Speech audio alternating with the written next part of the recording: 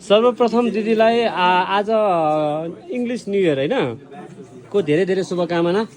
अनि यो वर्ष गएको वर्ष तपाईँको एकदमै राम्रो भएको होला भन्ने आशा राख्दछु। र मेरो दिदी हामीले तपाईँलाई बाहिरबाट रेकमेन्ड गरेर आउनु भएको होइन, आउट अफ कन्ट्रीबाट। उहाँले हाम्रो भिडियोहरू चाहिँ केमा हेर्नु हुँदो रहेछ?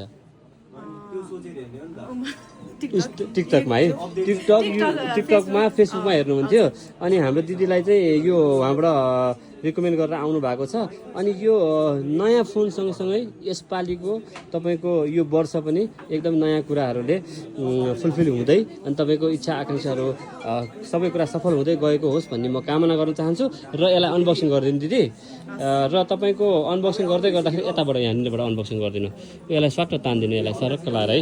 यो अनबक्सिङ गर्दै गर्दाखेरि दिदीलाई मैले यसमा 2 वर्षको वारेन्टी र 2 वर्षको ब्रेकेज इन्सुरेन्स गरिदिन्छु। अनि त्यहाँबाट पछि यसलाई तल नखोले पनि हुन्छ पछिलाई है। अब यसरी स्वाट लगाएर अब निकाल्नुहोस् यहाँबाट, नखोला त्यसलाई ननिकाले पनि हुन्छ, केही फरक पर्दैन। अनि यसलाई यसरी निकालेर अब यसरी देखाइदिनुहोस् ल। अब यो भिडियो चाहिँ हाम्रो बाहिर हुने सरहरूले अनि अल ओभर नेपालबाट हेर्नुहुन्छ। यो भिडियोलाई हामीले इन्स्टाग्राम टिकटकमा हालिदिँदा हुन्छ नि दिदी? ल अब यो झोलामा तपाईँको मैले अघि भने जस्तै गरेर भरेर बोक्नु नसक्ने गरी हाम्रो भाइले बोक्नु पर्ने गरी म गिफ्ट गरिदिन्छु। अब त्यहाँ अहिले जति छ त्यो फेरि गरिदिन्छु, यो डाटा सारेर आउनु है त। अनि के अरे हाम्रो सर्भिसहरू अनि तपाईँले एक्सचेन्ज पनि गर्नुभएको थियो, एक्सचेन्ज रेटहरू तपाईँलाई कस्तो लाग्यो? चित्त बुझ्दो छ?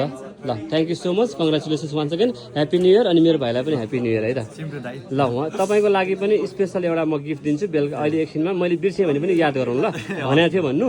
तपाईँले फोन नकिने पनि मेरो भाइको लागि न्यु इयरको म एउटा स्पेसल गिफ्ट दिन्छु है त।